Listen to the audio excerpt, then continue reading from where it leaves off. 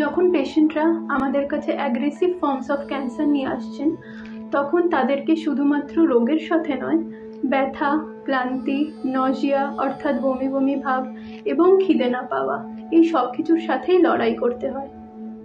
এই সব কিছুর জন্যই খাবার, যেটা খেলে একসময় আনন্দ পাওয়া যেত, সেটাই তার কাছে স্ট্রাগল হয়ে দাঁড়ায়। কিন্তু সত্যি কথা হলো, আপনি যা খাচ্ছেন সেটা আপনার অনুভূতিকে বদলে দিতে পারে।